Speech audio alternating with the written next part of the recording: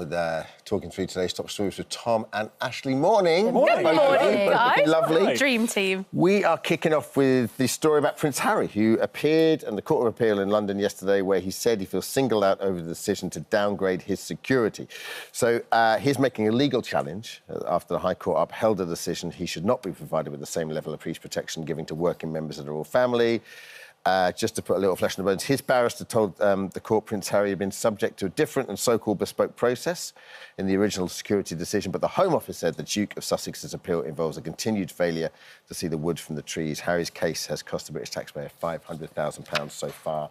Let's get your take, Ashley. So I would say that Prince Harry, we have to think of the context. You know, he is the son of Princess Diana. He made it very clear that he was very concerned about protecting Meghan and his children, which was part of his decision to step away from the royal family.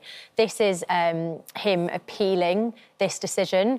And I do think there are potential risks to him, of course, to him and Meghan, and there have been. You remember a few years ago, Al-Qaeda called for him to be murdered. A senior Met officer said in November 2022 that there was very disgusting and real threats to Meghan's life. Also, the car pursuit by the paparazzi, allegedly in New York in 2023. And what we have to think here is that he is one of the most recognisable, visible and high-profile faces. He is part of the royal family, whether in an official capacity or not. So I do understand why he would want to feel like there is adequate security around him. Should we be picking up that tab, is my question. Well, I would argue yes, but obviously I'm not the person making the decision. But I think I have empathy for Harry, and also bear in mind that he has had lots of legal victories against the media. So I think we have to be very mindful in the way that certain media outlets are reporting on him being this sort of like constantly whining, moaning, because his legal victories have actually helped to improve press ethics around privacy. That's a separate issue. I do know that's a separate issue, but I think the way it's reported... With someone, I don't know his private wealth, but with someone with that amount of private wealth, should the public be picking up his security? Everything you've described is true, that there are threats to his security, there are problems with his worries about his own family. All of that is true. That's why the people that review security for very famous people, say, we'll review your security, and when you come to this country, we'll have a look at the threats and we'll judge that whether you might need security based on the threat level. So, Tom, just quickly, are they saying that they are going to offer some protection, Absolutely, just not the full-blown There will not be an royal automatic protection. right for Prince Harry, who has left the royal family as a working member of the royal family. There will not be an automatic right for state-funded protection. When he comes over to do royal engagements, funerals, weddings, what have you, then he falls under the royal family security umbrella and he'll be looked after in that way. But he's not a working member of the royal family for all the reasons he's chosen.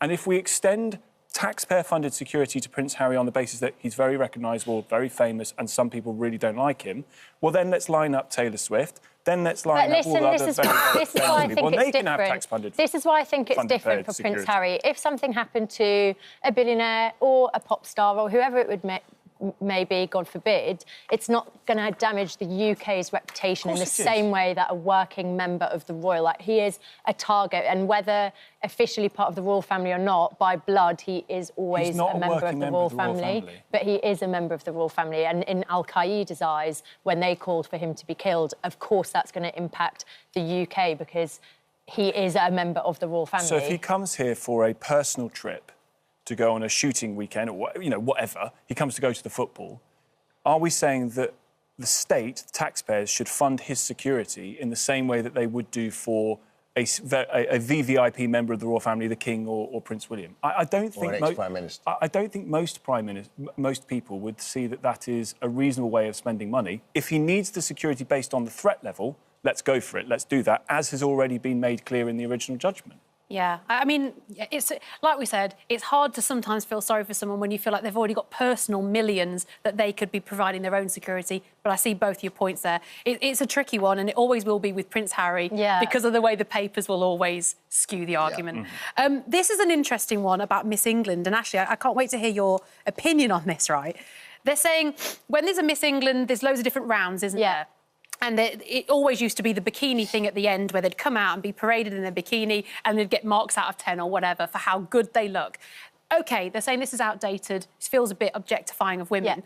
Instead, they're adding a CPR round, so almost a first aid round? Yeah, so this is off the back of, I think she's called Milla McGee. Sorry if I've got that wrong. So she is the current Miss England, and she is doing amazing work. She's been backed by Prince William. She is trying to encourage all schools to teach CPR, and as part of this, they're now saying that they should replace the bikini element of the pageant with CPR training. And so sharing CPR skills either on social media or within the community to encourage people to perform CPR. And I think this is really important because bear in mind, like, beauty pageants are 97 years old, so it was a very different time. Yeah. And I do think pageants have done amazing work in evolving, but traditionally pageants judged women on the way in which they looked, physical beauty, which kind of reinforced the idea that women were only valuable in the way in which they looked. I actually know a few former Miss England contestants. One is a Cambridge graduate. They're all super smart and they do so much. I think, you know, with the pageants, there's social campaigns, they do loads of charity work. There's so much good. So I don't think that beauty pageants need to go. I don't think that they are inherently sexist, and I really welcome getting rid of what is probably very outdated, getting people to parade in a bikini. A subjective round as well, isn't it? Like, I don't know who's judging that. And I do think people are more valuable than the way in which they look in a bikini. This is still fundamentally a beauty thing, isn't it? It's still based on how people look. Well, I think they're moving away from it being a beauty pageant. They're moving it into more like, let's see women for what they can achieve, you know. And actually, I think pageants, as far as I understand, provide scholarships for further education. I think they are moving away from it as a beauty pageant. Because how would they judge this round is the only thing I'm wondering. Yeah. It's still based on looks, isn't it? There's still fundamentally, this is still, we are going to judge women based on all the things they can do, CPR, brilliant academics and everything. Fundamentally, this comes down to how you look. Well, and I don't know that would I want my daughter to be going into a... Because they have them for kids, I think. They're sort of kids level. Definitely in America, yeah. Massive thing. Do we want our young women brought up with the notion that they are fundamentally going to be judged based on beauty because these things still exist as beauty pageants? They have all these, as you say, all these things attached to them in a charitable, but it still comes back to how you look. I think they're evolving away from that, would be my point. So it's more of a pageant rather than a beauty pageant. And, you know, Mr. England exists, and I don't think there is the same... It does exist. I actually knew a Mr. England as well. It goes to enter every year, I've heard. When's he in? Yeah. When am I going to make that shortlist? So I don't know. I think if it was something that encouraged people to, you know, learn public speaking, to learn CPR, to get into the community, both online and offline, that would be something I would want my daughter to do. Would I encourage my daughter to go into the traditional beauty pageant? No. So therefore, I actually really welcome the fact that they are looking for more into intelligence rounds and social community spirit, and like a talent competition, exactly. almost and like a Britain's Got Talent. They do have a talent competition element. You'd be mortified element. if you came last in CPR, wouldn't you? And the former Miss Englands that I know are so smart. They're so switched on. I think, you know, they are so much more than just beauty pageants now. Yeah, I mean, it's interesting how it evolves, isn't it? Yeah. And how now it's used as a great platform. I can't believe I'm being the more... I know. I was going to say, this is a role reversal. My world is slightly rocked, if I'm not going to lie. What's happening? I just think fundamentally this is an objectifying thing of, we can have all the extra bits of... But this goes back to looks. This is a beauty thing. And if we're all in the camp of saying that we don't objectify people based on the way they look, this fundamentally does it. Thank you so much for visiting our This Morning YouTube channel. We upload new content every single day, so go ahead and hit that subscribe button, and we'll see you in the morning.